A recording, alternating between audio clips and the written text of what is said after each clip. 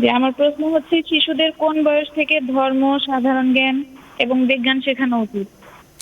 জাযাকাল্লাহ, থাকুন আমাদের সাথে, ইনশাআল্লাহ আপনার প্রশ্নের উত্তর দেওয়া হবে। ঢাকা থেকে একজন বোন ইসরাত জাহান তিনি প্রশ্ন করেছিলেন যে শিশুদের কোন বয়স থেকে ধর্ম, সাধারণ জ্ঞান এবং বিজ্ঞান শেখানো উচিত। এই প্রশ্নটি আরেকজন ভাই করেছিলেন, তৌকির রহমান। যেহেতু আপনি ইউকা স্কুলের একজন সিও, সেই সাথে শিশুদের নিয়ে আপনি কাজ করছেন, খুব গুরুত্বপূর্ণ এই প্রশ্নটি আপনার কাছে। যে দুটো প্রশ্ন আমার মনে আছে, তো যেটা বলছিলেন যে শিশুদের কোন বয়স থেকে আসলে ধর্মীয় জ্ঞান, বিজ্ঞানের জ্ঞান বা অন্যান্য সাধারণ জ্ঞান শেখানো উচিত, খুবই ইম্পর্টেন্ট একটা গুরুত্বপূর্ণ প্রশ্ন। কারণ আমাদের নেক্সট প্রজন্ম যারা আছে তাদেরকে কোন বয়সে কোন জ্ঞানটা প্রোভাইড করা দরকার, তাদের সামনে তুলে ধরা দরকার, এটা যদি আমাদের জানা থাকে তাহলে কিন্তু আমরা অনেক উপকৃত হব। আমরা দেখেন অনেক বাবা মা আছে কিন্তু একেবারে জন্মের পর থেকে তাকে হাফেজ বানাবো, কারি বানাবো, মাওলানা বানাবো, অল্প বয়সে দেখবেন যে তাদেরকে এই ইসলামিক জ্ঞান জ্ঞান দেওয়ার জন্য খুবই বিধিব্যস্ত হয়ে পড়ে, কিন্তু বেসিকলি নো। ধর্মীয় জ্ঞান দেওয়ার একটা নির্দিষ্ট সময় এবং বয়স আছে। দেখেন একটা বাচ্চার উপর সালাত ফরজ হয় বা ধর্মীয় বিভিন্ন বিধিবিধান ফরজ হয় কিন্তু একটা নির্দিষ্ট বয়স সময়ে গিয়ে, এরা কিন্তু শিশু থাকে।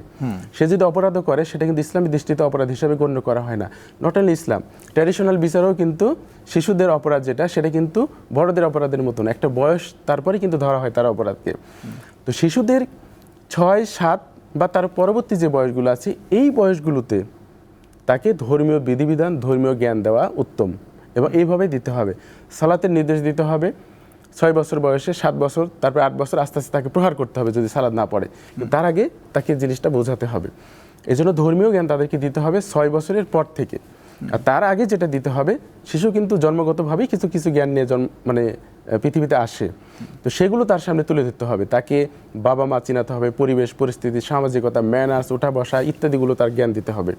তারপরে পর্যায়ক্রমিকভাবে তাকে ধর্মীয় জ্ঞান দিতে হবে, অর্থাৎ জন্ম শুরু থেকে তার স্বাভাবিক জেনারেল যে জ্ঞানগুলো আছে সেগুলো তার সামনে তুলে ধরতে হবে, ইনফরমেশন, এবং 6 বছর পর থেকে তাকে ধর্মীয় জ্ঞানে আস্তে আস্তে তাকে বিকশিত করতে হবে, তাহলে তার মেধার বিকাশ সুন্দরভাবে হবে।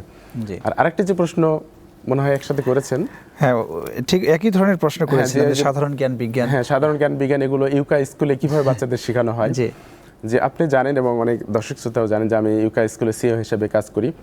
তো সেখানে আমরা ইসলামিক জ্ঞান এবং ধর্মীয় জ্ঞানকে একটা সমন্বয় করার চেষ্টা করেছি, যাতে করে উলুল আলবাব তৈরি হয় এখান থেকে। একই ধারে যেমন তাদের কাছে ইসলামের পরিপূর্ণ সঠিক জ্ঞান থাকবে, পাশাপাশি জ্ঞান বিজ্ঞানের যত প্রশাখা আছে সব জ্ঞান তার সাথে থাকবে। এজন্য আমরা একেবারে জুনিয়র কেজি থেকে, একবারে ছোটোর থেকে তাদের সিলেবাসে এই জ্ঞানগুলো এমনভাবে সমন্বয় করেছি যাতে করে একটা বাচ্চার চারিদিকে ইনফরমেশন থাকে, সাধারণ বিজ্ঞান, সমাজ বিজ্ঞান, অর্থনীতি, ভূগোল ইত্যাদি জ্ঞান থাকে, পাশাপাশি ধর্মীয় জ্ঞান থাকে।